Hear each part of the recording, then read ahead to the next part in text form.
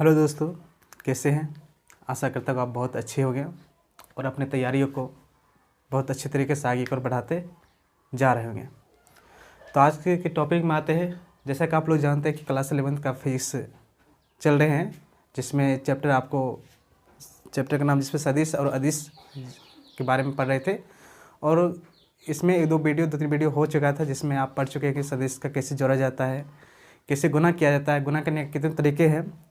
तो मैंने हम देखा है तो गुणनफल, सदिश का जो गुणनफल होता है वो दो तरीके से करते हैं, जिसमें पहले आप लोग पढ़ चुके हैं, देख चुके होंगे, dot products of two vectors. अगर आप लोग कोई नहीं देखे हो वीडियो, आप देखिए थोड़ा, और तो उसके बाद इस वीडियो को आप देखिए। तो पहले हम पढ़ चुके थे dot products of two vectors के बारे में हो चुका है, मतलब बिंदु गुणनफल, सदिश का जो बिंदु गुणनफल था वो उस बात हो चुका है। अब उसका जो दूसरा तरीके जो गुना किया जाता है, गुणनफल होता है, जो जिसको हम बोलते हैं क्रॉस गुणनफल, या इसको हम बोलते हैं आपको सदिश गुणनफल भी बोलते हैं। इसके बारे में आज हम पढ़ेंगे। तो आते हैं, स्टार्ट करते हैं। हेडिंग दीजिए दो सदिशों का क्रॉस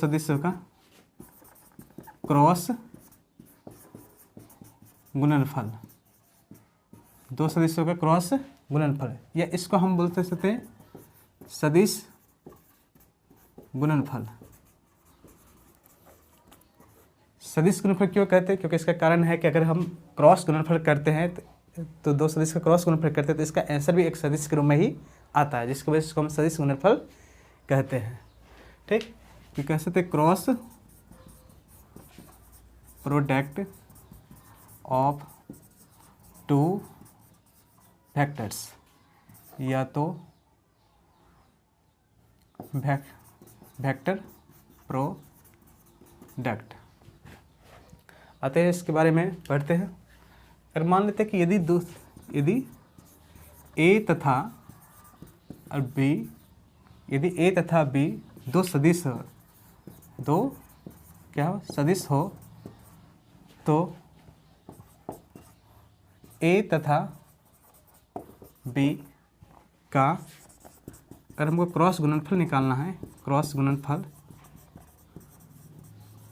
गुणनफल निकालना है, तो क्या होता है? इसके लिए आपको ए क्रॉस बी इसके mod of A mod of B sine theta N cap, ये फार्मूला आपको अच्छी तरह से याद होना चाहिए। ठीक, A cross B equal to mod of A mod of B sine theta N cap. ठीक, आप यहाँ सवाल पूछते ए क्या है, मॉड ऑफ ए क्या है, मॉड ऑफ बी क्या है, तो कह सकते हैं जहाँ मॉड ऑफ ए तथा मॉड ऑफ बी, ठीक, सदिश ए तथा सदिश बी का क्रमशः मापांक है। क्या है?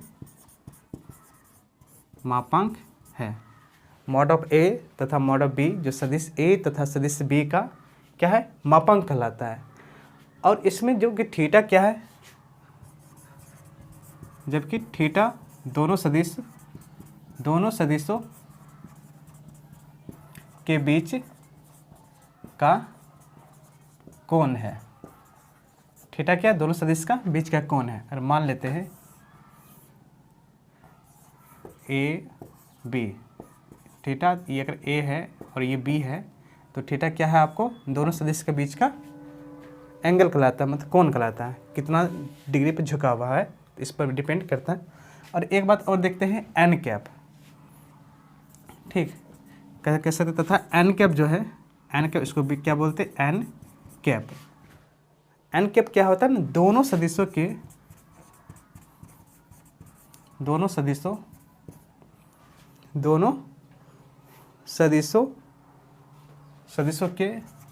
पर लंब, दोनों सदिशों पर लंब है, जिसको हम यूनिट वेक्टर के नाम से भी जानते हैं, और इसका परिणाम क्या होता है? एक होता है। तो इस प्रकार आप क्रॉस गुणनफल को इस तरह के आप डिफिनेशन कर सकते हैं। ये बोल सकते हैं अगर ए तथा बी दो सदिश हो, तो ए तथा बी का अगर क्रॉस गुणनफल होगा तो बस ए क्रॉस बी बराबर mod of A mod of B sine theta N cap. ठीक, अब मॉड ऑफ ए अब मॉड ऑफ बी क्रम से क्या है, सदिश ए तथा सदिश बी का क्या मापांक कहलाता है, सदिश ए तथा सदिश बी का मापांक कहलाता है, इसको मैग्नीट्यूड भी बोलते हैं। ठीक, और थीटा क्या है, साइन थीटा है, इसके दोनों के बीच का एंगल है। और एन कैप क्या है, इस सदिश ए तथा सदिश बी के ऊपर क्या होता है, एक लंब होता है, तो उसको हम एन कैप से डिनोट करते हैं। तो लिख लीजिए आप।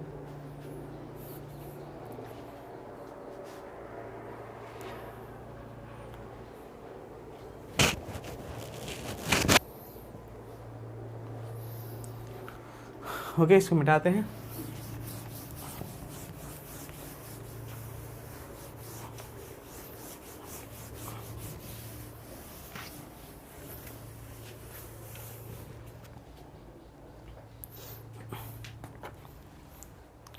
इसके बाद हेडिंग आता है आपके, अभी क्या पढ़े थे, A cross B equal to mod of A mod of B sine theta N cap. ठीक, इसके बाद आप हेडिंग दे दीजिए क्रॉस गुणनफल का, सदिशों जो क्रॉस गुणनफल है, दो सदिश के क्रॉस गुणनफल का ज्यामितीय अर्थ, दो सदिश के क्रॉस गुणनफल का ज्यामितीय अर्थ अगर निकालना बोल दिया जाए तो क्या करते हैं। मान लेते हैं कि ओ ए और ओ बी परिमाण का सदिश ए तथा सदिश बी है, और एक दूसरे के बीच थीटा डिग्री पर रखा हुआ। यहाँ पर देख लेते हैं क्या है, माना कि ओ ए तथा ओ बी परिमाण वाले सदिश ए तथा सदिश बी का क्या है, परिमाण है, जो एक दूसरे से थीटा डिग्री पर रखा हुआ है, झुका हुआ। ठीक, यहाँ कह सकते ओ ए इक्वल टू ए हो गया, O B equal to B, और कह सकते ए ओ बी एंगल क्या होगा, थीटा। ओ ए परिमाण किसका है, सदिश ए का है, ओ बी एक रेखा जो है सदिश बी का द्वारा शो किएगा, और ये इसके बीच जो एंगल है ए ओ बी है। अब बी और ए इसको हम आगे हम बढ़ाते हैं। ठीक, बी को आगे बढ़ा के सी तक ले गए और ए को आगे बढ़ा के उस सी पॉइंट पर हम मिलाते हैं, तो एक समांतर चतुर्भुज बनता है। और इसको हम बिंदु बी से ओ ए पर हम एक लंब डाल देते हैं। ठीक, बी डी, ये क्या कहते हैं, लंब डालते हैं। यह थोड़ा एक कंस्ट्रक्शन का रचना करना पड़ता है। ठीक, मतलब बी को आगे बढ़ाए, ओ ए को आगे बढ़ाकर हम क्या कि एक सहारे से हम एक समांतर चतुर्भुज बनाते हैं, और बिंदु बी से ओ ए पर बी डी लंब डालते हैं। तो यहाँ आप देख रहे होंगे कि यहाँ एक त्रिभुज बन रहा है। क्या बन रहा है, त्रिभुज बन रहा है। इस त्रिभुज का नाम कह सकते हैं ओ बी डी। दूसरे त्रिभुज ओ बी डी में, त्रिभुज ओ बी डी में, चूँकि डी क्या है, लंब है, तो इससे समकोण त्रिभुज हो जाएगा। तो इसमें आप साइन थीटा निकाल लीजिए, तो क्या होता है, साइन थीटा बराबर क्या होता है, पी व एच। पी आप देख रहे हैं, ये पी हो जाएगा बी डी, और एच इसके सामने वाला ओ बी एच, चूँकि पी मतलब क्या, लंब परपेंडिकुलर, और एच सामने मतलब जो कर्ण होता है वो ले लेते हैं। और बी डी हम निकाल रहे हैं यहाँ, तो बी डी बराबर क्या होता है, O B into sine theta. B D, O B देखिए वैल्यू कुछ है, तो O B equal to B sine theta. इसको समीकरण 1 कर देते हैं। यहाँ साइन थीटा का वैल्यू निकाल कर बी डी का कुछ परिमाण होता है उसको हम निकाल लेते हैं, तो B D equal to B sine theta. इसके बाद आता है, चूँकि परिभाषा से आते हैं, अगर परिभाषा से चूँकि हम जानते हैं A cross B equal to क्या होता है, A B sine theta N cap. अगर हम एन कैप को 1 ले लेते हैं तो क्या होगा, A cross B equal to A B sine theta हो जाएगा। अगर एन कैप चूँकि यूनिट वेक्टर है, मानते परिमाण 1 मान लेते हैं, तो 1 से मल्टीप्लाई करें तो वही होगा। तो A cross B equal to ए, अब देखो बी साइन थीटा का आपने कुछ वैल्यू निकाले थे ना, बी साइन थीटा के बी डी, इसको हम क्या बोलेंगे, बी डी किसके, फ्रॉम इक्वेशन 1, समीकरण 1 से बी साइन थीटा की इक्वल टू क्या होगा, बी डी, और ए क्रॉस बी, और हम आगे बढ़ाएंगे तो ए का वैल्यू देखिए कुछ लिखे ओ ए, क्या है ओ ए मल्टीप्लाई बी डी। ठीक, अब ओ ए यहाँ से नज़र अगर आ रहे हैं तो ओ ए एक समांतर चतुर्भुज का एक क्या है, भुजा आ गया। बी डी क्या है, एक सिस्लम है।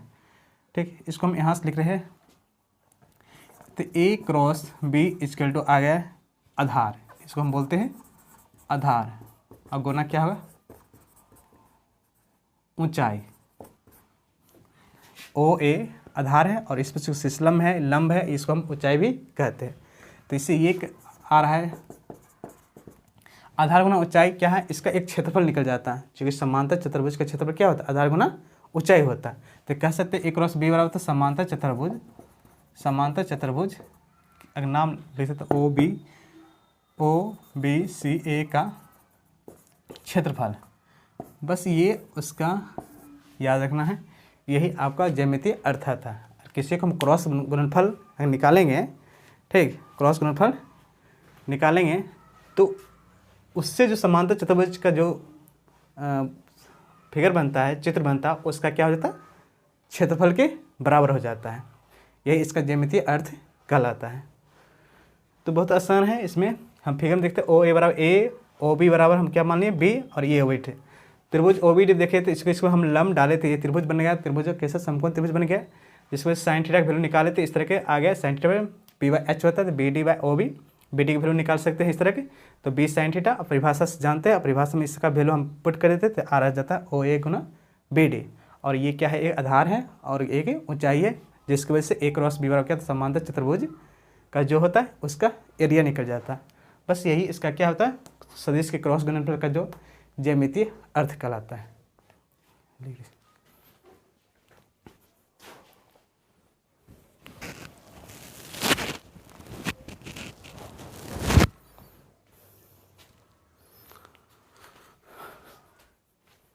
चलिए मिटाते। तो अभी हमने क्या पढ़ लिए, क्रॉस गुणनफल का ज्यामितीय अर्थ। आशा करते हैं आप लोग समझ रहे होंगे और सीख रहे होंगे। अब चलते हैं क्रॉस गुणनफल का कुछ गुण होता है, उस गुण के बारे में थोड़ा सा पढ़ लेते हैं। अभी हम जस्ट पढ़े थे, मानते हैं कि ये ओ है, ये ए था, ये बी था, और इसको हम ए कहे थे, इसको हम बी कहे थे, और इसको थीटा थे। तो क्रॉस गुणनफल का आया था A cross B mod of A mod of B sine theta N cap, या तो A cross B equal to A B sine theta है। ठीक, तो इसको पॉइंट अगर दे देते हैं, क्रॉस गुणनफल का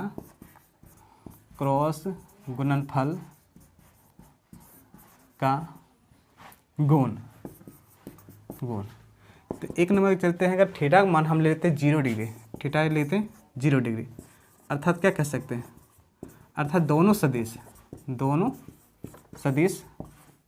क्या हो, दोनों सदिश ए तथा बी एक ही दिशा में हो, ठीक। जब मानते हैं कि ए इधर है और बी को भी हम इधर ही रख लेते हैं, तो जो एक ही लाइन पर ये एक ही दिशा में होता है, तो थीटा का मान क्या होता है, 0 डिग्री होता है। परिभाषा चूँकि जानते हैं A cross B equal to क्या होता है, ए बी साइन थीटा, या A cross B A B sine theta का मान देते हैं 0 डिग्री, और 0 डिग्री साइन 0 की वैल्यू क्या होता है 0। तो इस टाइम क्या होता है, A cross B equal to A B गुना के 0 कर लेते हैं, ए क्रॉस बी क्या होता है 0 होता है। अर्थात कह सकते हैं दोनों सदिश अगर एक ही दिशा में हो तो उसका क्रॉस गुणनफल क्या होगा, 0 होगा। ठीक, दूसरा में अगर बात किया जाए, थीटा का मान अगर हम लेते हैं 90 डिग्री, अर्थात बोल सकते हैं दोनों सदिश एक दूसरे के लंबवत हो, एक दूसरे के क्या हो, लंबवत हो, दोनों सदिश एक दूसरे के लंबवत हो, इस टाइम क्या हो जाएगा, थीटा का मान 90 डिग्री होगा। अर्थात एक सदिश क्या होगा, इधर की ओर होगा, एक सदिश उधर की ओर होगा, इस टाइम क्या होगा, थीटा का मान 90 डिग्री होगा। तो परिभाषा जानते हैं, ए क्रॉस बी बराबर लिख देंगे ए बी साइन थीटा। तो A cross B, A B sine theta कितनी जगह क्या क्या 90 डिग्री, ए क्रॉस बी, तो ए बी गुना कितना होगा, साइन 90 का मान 1 होता है जैसा कि हम लोग जानते हैं। तो इस टाइम क्या होता है, ए क्रॉस बी बराबर हो जाता है ए बी।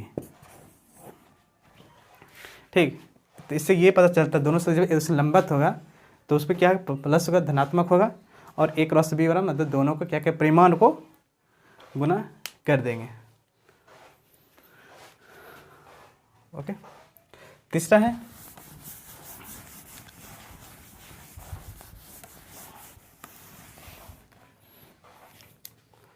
इसका प्रॉपर्टी की बात किया जाएगा तो जब थीटा का मान अगर 180 डिग्री लें, अर्थात सदिश ए इधर है और सदिश बी इधर है, इस टाइम थीटा का मान कितना हुआ, 180 डिग्री। तो अर्थात कह सकते हैं दोनों सदिश एक दूसरे के विपरीत हो, क्या हो, विपरीत में हो। तो उस टाइम थीटा का मान क्या हो जाएगा, 180 डिग्री। तो उस टाइम क्या ए क्रॉस बी अगर निकालेंगे तो ए बी क्या होता है, साइन थीटा फॉर्मूला पता है, ये A cross B, A B sine 180 degree, और A cross B, A B sine 180 का मान क्या होता है, 0 होता है। तो ए क्रॉस बी बराबर क्या हो जाएगा, 0। कहने मतलब इस कंडीशन में भी क्या होता है, आपको 0 ही होता है। तो हमने देखे कि दो कंडीशन, जब एक ही दिशा में दोनों सदिश होता है तब भी 0 होता है, जब लेकिन एक दूसरे को लंबवत रहेगा तब क्या होगा, ए भी हो जाएगा, लेकिन जब एक दूसरे को विपरीत दिशा में हो तो उस टाइम क्या हो जाता है, भी ए क्रॉस बी करते तो 0 हो जाता है। इस सब 3 इसका है प्रॉपर्टी है। ठीक, इसके बाद हम चलेंगे नेक्स्ट वीडियो में, तब तक आप लोग देखते रहिए और अच्छे से तैयारी करते रहिए। Thank you.